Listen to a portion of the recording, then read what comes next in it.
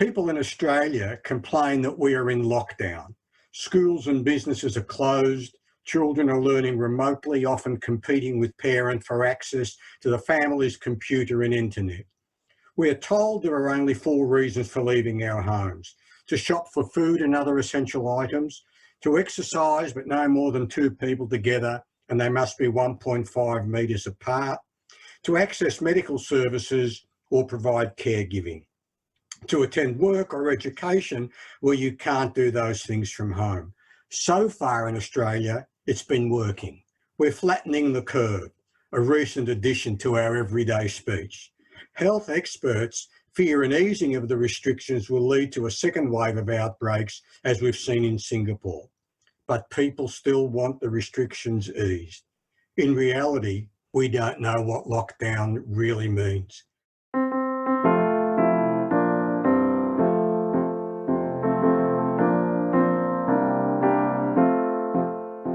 My name is Allan Preiss, and today I'm speaking with Leon Duval in Jerusalem about how he and the country are dealing with COVID-19. Leon, thanks for joining me today. I hope you and your family are healthy and safe. We are all well, Al, thank God. We do know of people whose relatives have actually succumbed to the virus. A good friend of ours, the brother died in America in his 70s. So we are very grateful that so far we are all well, and so is my family and most of the people I know. Great to hear, Leon. So to date, Israel's had over 15,000 reported cases of COVID-19 and 199 deaths. Israel's testing at a rate of 35,000 per million head of population, one of the highest rates globally. So together with restrictions, you must be reasonably confident that the virus can be controlled. So, Leon, can you tell us a little bit about the restrictions that you find yourself in now and how they compare to the strictest regime you've been under? Over the last week, Alan, we have had a lifting of restrictions. When the restrictions were first imposed, they were exceptionally onerous. Not being able to leave home at all. No, older people were basically kept at home, not allowed to go out and shop. Our daughter has been amazing to us. She has been shopping for us, and we haven't had any contact with our grandchildren. That was one of the first things that was imposed. The very, very difficult thing has been on small business. Small businesses have been forced to shut, and it's got to the point now where almost 6 weeks into the lockdown, they've decided this week to slowly reopen the economy. There's been a major tussle going on between our health department here and the finance ministry. On the one hand, the health department has been wanting to hold it in longer, and the economic side of the problem now has been to open it up. So I think we're slowly seeing a move towards opening it up. One of the crazy things was that last week, IKEA, which is the Disney World of Israel, was allowed to open. It's a huge mall, massive shopping center, and people are queuing up outside. We have had to keep 2 meters apart. So you see these queues outside the shopping mall there, 2 meters apart, totally unessential shopping. And yet small businesses have been not allowed to open. For example, we go to a mall up the road here, not far away from us. It's not a very big mall, but it's a closed area. So they're not allowed to open, whereas the number of people flowing through that would be probably far less than the ones who would end up going through IKEA. So a lot of the arrangements don't make sense, but they are. But slowly you can see there is a lifting. The question is what this will do. An interesting thing happened today. There's been a spike in infections in one of the religious areas. Why? Because apparently they had open Seder on Pesach. And so the infection rates have come out now. So there's still misbehavior going on. But in the main, what is quite incredible is the way Israelis as a whole have actually complied with the lockdowns. My son-in-law once said to me many, many years ago, if you want an Israeli to do something, tell him not to do it. So the weird thing is they have told Israelis not to do things, and after a small period of misbehavior, the country has complied. It's been quite amazing. We are now allowed to walk 500 meters from our home, which we were not allowed to do before. We are taking tentative steps ourselves. It's a very weird thing. This week we decided we've got to go shopping. We've had enough of being locked in the place, getting our daughter to do it for us. So we went to a supermarket. It was a very, very weird experience. You're thinking about, has this person possibly got the infection? You try and keep your distance. Not that possible in a supermarket. You're walking around with a mask and with gloves. It's a very weird experience. So it's going to take time to actually evolve into some sort of normality. I think, when will I actually be able to get into a gym again, although they're not open yet? When will I be comfortable to walk into the gym? So lots of very difficult things as we move into this transition. But saying all that, look, our number of deaths have been low, and we are very grateful for that. And it's really because of the quick and very onerous steps the government initially took.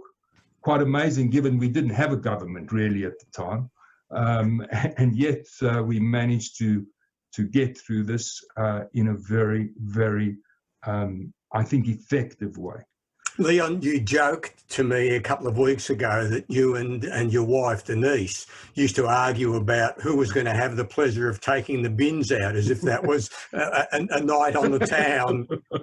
That's a night on the town. You dress up to do that. Leon, of any of the fracturing that is occurring over the government's response to COVID-19, is it along left-right lines? Is it along religious secular lines? Is it along young versus older lines?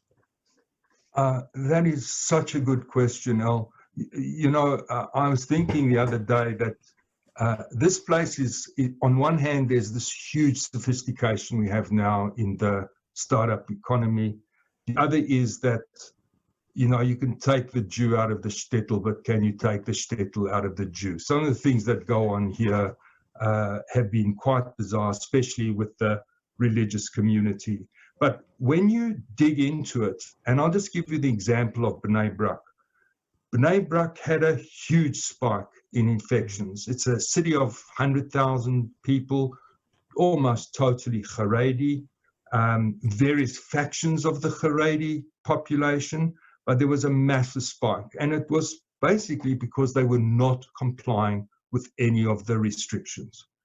What they discovered later on was that essentially only a small percentage were actually deliberately flaunting the requirements.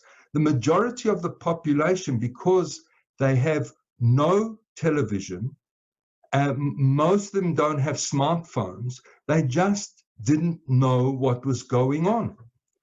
And the IDF had a unit in there under a Major General Reserve from our reserve forces, Ronnie Numa, and he explained on television one night how difficult it was to actually work with a community who were not informed, and how the IDF through him had made contact with the mayor, explained the situation. The mayor had then spoken to the rabbis who are involved in their communities.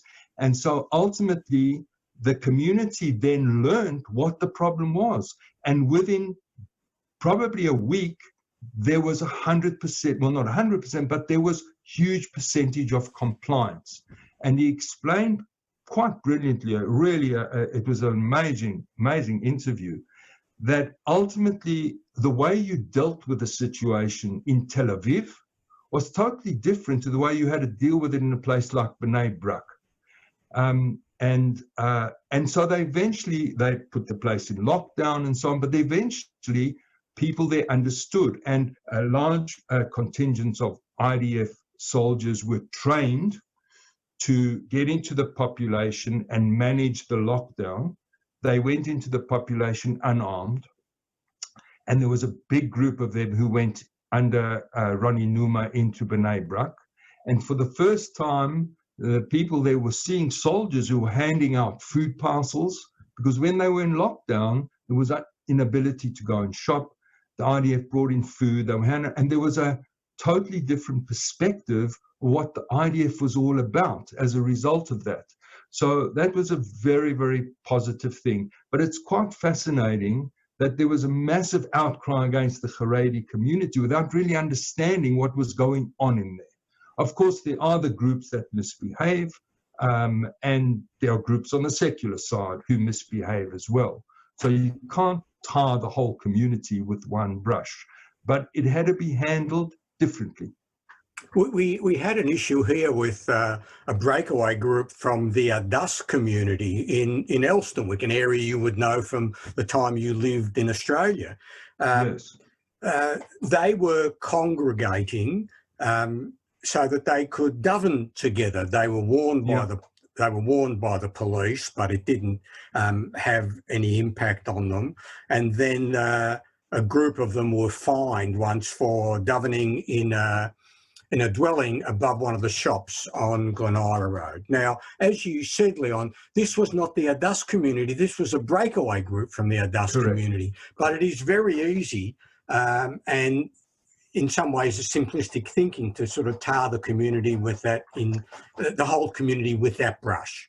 Exactly right. And I think there was also a wonderful interview I saw with a representative from the Haredi community. He said, look, you have to understand that our whole life is one where we live together. We go to synagogue together. It's our total life. We don't have all the outside interests that you would have in a secular community. Our community is all about togetherness. And so this is very, very difficult for us. So you have that problem together with the lack of information because it just didn't get in there. And it has evolved. The community really has stepped up to the mark, except for the few who misbehave, like you've had in Melbourne. Leon, I sent you an article a few weeks ago that Michael Gawenda wrote that was in plus 61J here about how the coronavirus had made him feel old, perhaps but beyond his years. And one of the things that older people like us, the septuagenarians, are grappling with is that in some ways the roles have become reversed. Instead of us looking after our children are looking after us. You talk about your daughter going to do the shopping for you, our kids in similar situations with us. And I find that particularly difficult. But what I want to ask you, Leon, is of all the restrictions that you're dealing with, what are you finding the most difficult to cope with? Oof, that's a very interesting question, Alan. I think both my wife and I have had periodic meltdowns. We've basically been locked down for almost 6 weeks now. I think the inability to just say, let's go and have a meal. You know, just going to a restaurant, sit down, have a pleasant meal, have a chat on a nice evening, have a glass of wine. That is a really difficult thing. And for me, because I've always been an exercise fanatic all my life, the inability to go into a gym, I've had to sort of work out my own routines inside, which are not as good. Strangely enough, the karate club, which I'm a member of, have continued training twice a week, every week via Zoom. So it's quite a weird experience. You are obligated to put on your karate suit. You are visible to the sensei.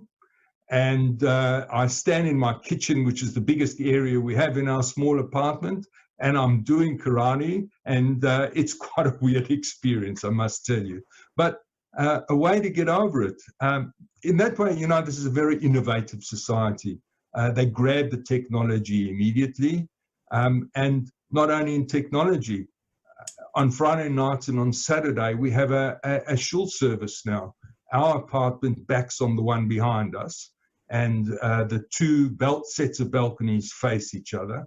And so there are about 18 guys who come out on the balconies or in the little area below and have a full Shabbat service, which is very nice. And it gives people a feeling of being together, you know, which is wonderful. And I also must tell you, Al, as much as we have crazy things like IKEA going on, this society here is so caring. There are so many organizations now who are doing everything possible to assist people who are locked up, seniors, survivors. There are groups going to buy groceries. There are groups bringing food in. There are groups going to buy medicines. It's quite amazing. A lot of it comes from the young kids who are on national service before the religious girls don't go into the army. They are on national service for a year or 2 years, and they've been doing this, as well as the volunteer organizations, the municipalities. We got a call from the municipality right at the start of this to ask us if we needed anything, could they shop for us and so on. A young lady phoned us. So it is a very caring society. And I think why we've been so successful is that Israel has been through so many crises. We are used to this sort of thing. The concept of having the IDF out there working in the community on the home front doesn't seem to jar with anybody. It's part of life. And so we've been successful that way because people they probably have gone through this before, not as extreme, but they've been through wars and they've been through this sort of crisis before. What is now very, very hard for people, and I won't talk, you asked me what we are going through on lockdown. We have it relatively easy. So I can't go to a restaurant. What's very, very hard is we have Yom HaZikaron coming up just before Yom HaAtzmaut, and they've banned all social contact over Yom HaAtzmaut. It's a total lockdown. Usually this is the day, it's barbecue day in Israel. Every square inch of grass is taken up with some family sitting with a barbecue. It looks like the country's burning because of the smoke in there, but this year, nobody's going to be anywhere. Everybody's been told to stay home. But on Yom HaZikaron, they've actually stopped parents and family going to the graves of soldiers. And that has been a burning issue here. Very, very difficult for people who have gone through this, something nobody wants to go through. That's been very hard. So the fact that we are unable to go and have a meal, really, it pales into insignificance. Leon, you're also a tour guide at Yad Vashem, and I remember you telling me when you were going through the selection process that it was probably the most difficult thing you ever had to do, both in terms of the rigor that they required and the knowledge that was demanded of you, and also the emotional turmoil that you went through being exposed to the educational programs that were required for you to attend. Clearly, Yad Vashem is closed. What are they doing? What are they making available to people to continue their incredibly important work?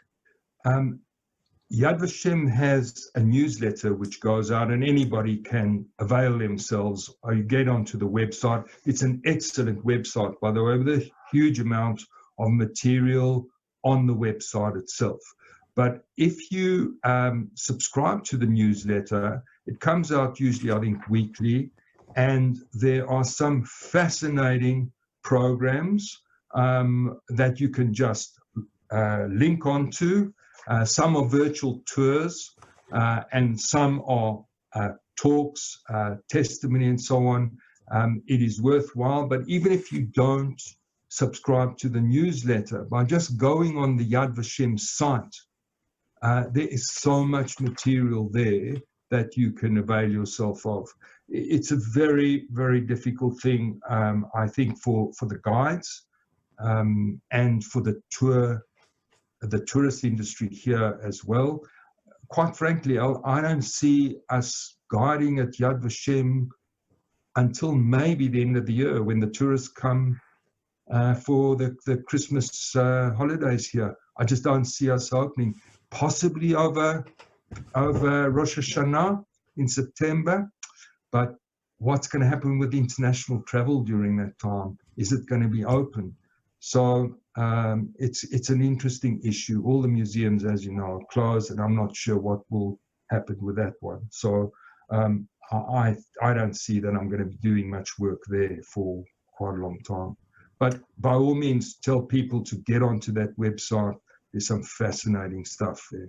Leon, this is all being played out against a backdrop of Israel not having a government and not having had a government for about 14 months. But recently, Benny Gantz has agreed to join a national unity government led by Benjamin Netanyahu, despite having said all along that he would not serve with an indicted prime minister. Has Gantz been played? Wow, that's such a wonderful question, Alan. I can only express this as an outsider reading what I read and hearing what I see here. Look, first of all, Benny Gantz, who was the chief of the IDF, is obviously a very, very experienced and very good military man, but politics is a different game. And he was playing chess against one of the best in the business.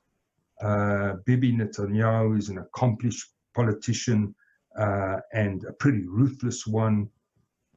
He understands his opponents and he knows how to work his opponents. But saying that, ultimately, I think that Gantz knew that he couldn't form government. It wasn't possible. Forming a government with all of the Arab bloc was to be a big mistake. There would have been a big backlash against him. And look, I, for one, have no problem if we have Arab parties in our government. I don't have an issue with that. What I do have a problem with are the extreme members of Knesset from the Arab side who actually negate the right of Jews to have a national state. And some of the things that they say in the Knesset are actually treasonous. And so when Benny was going to form a government of 61, bringing these parties in, there was a major backlash out there. People felt betrayed that they'd voted for the group on the basis that he said, I wouldn't form government with the extremes on the Arab side, and here he was doing it. So problem number one, I think he knew that going to another election, he couldn't play that card again.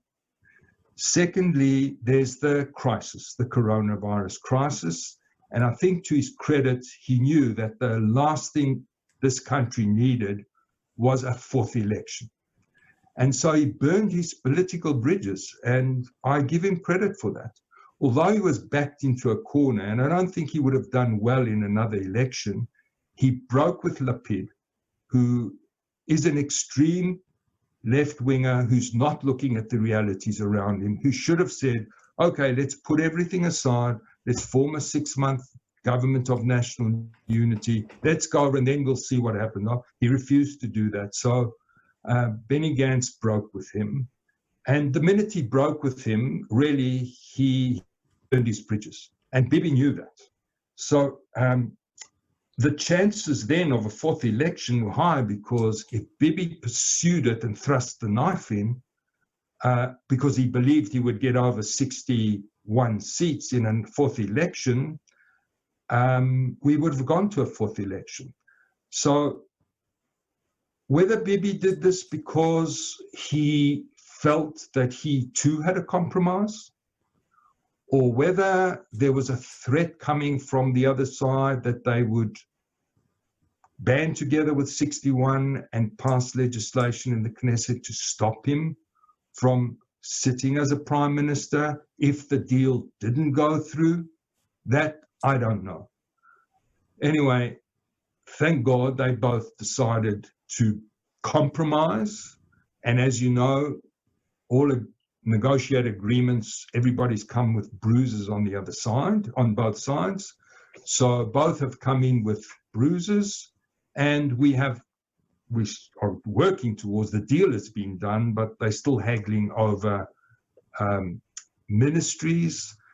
And Litzman today moved the side out of health, which is a very good thing, although he's going to housing, which is not such a great thing. The question now, who's going to get health, which looks like it's going to blue and white. But Gantz is going to be defense minister, which is a good thing. And interestingly, part of the tussle over the coalition was the issue of annexation, because the right wanted to go right into annexation, whereas Blue and White's policy was not that. So there has been some ability of Gantz to actually moderate whatever they do on that. Leon, that raises the question of what impact, if any, do you think that the COVID-19 crisis might have on Israeli-Palestinian relationships? Oh,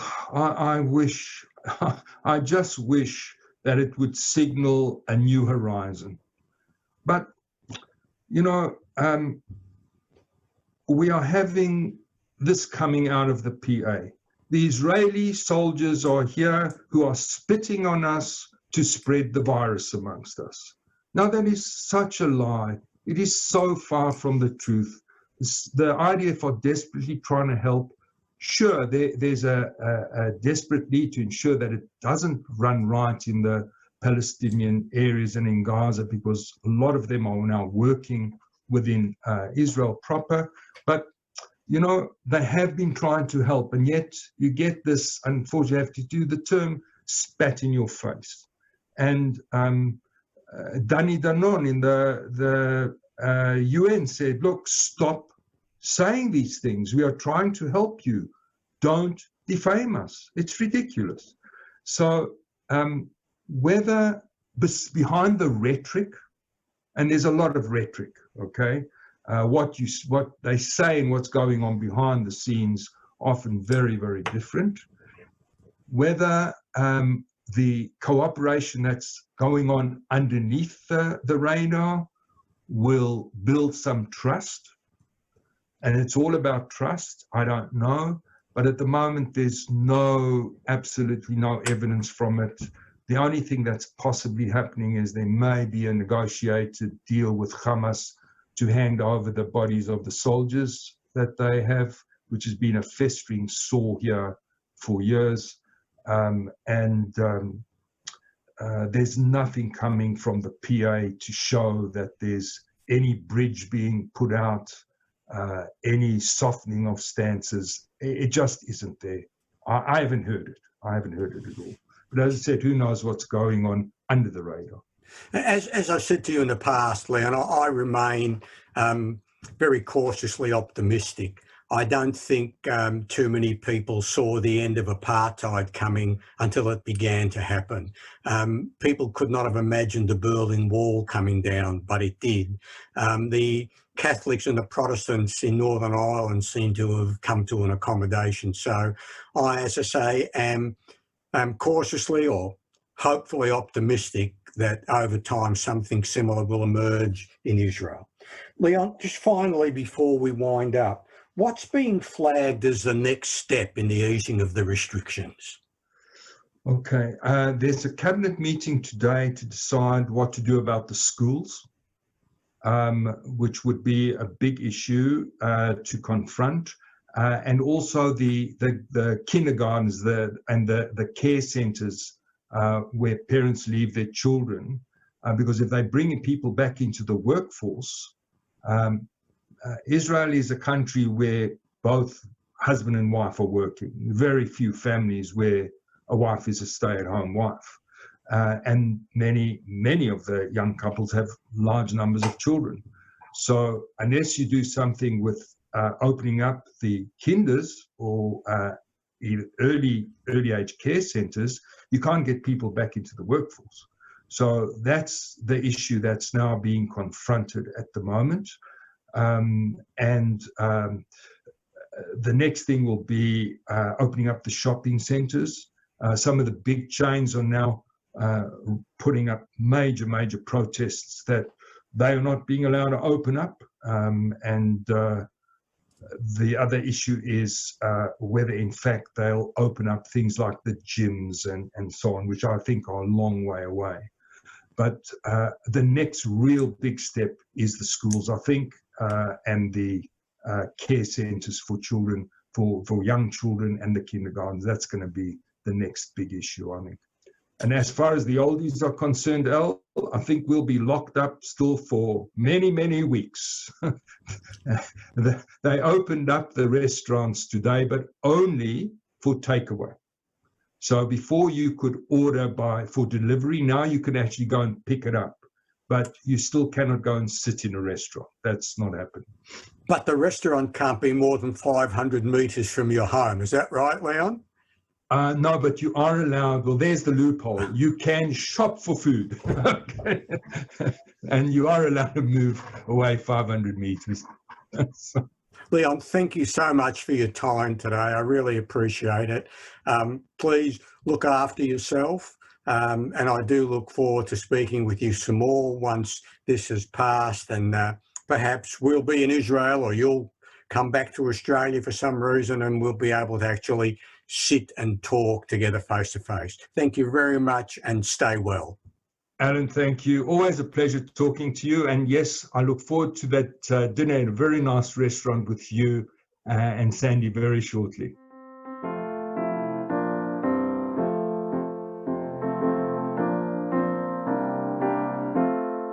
Thank you for joining us today during our discussion with Leon Duval from Jerusalem, who gave us a rundown on the situation in which Israelis find themselves. It serves as a gentle reminder to us that whilst times are hard here, we are doing it much easier than many others. We look forward to having you with us for our next podcast, which will feature two prominent paediatricians, Professor Sharon Goldfeld and Dr. Joshua Ozowicki, discussing the impact of COVID-19 on children. Bis wir treffen sich weiter, bleibt in der Heim und bleibt gesund.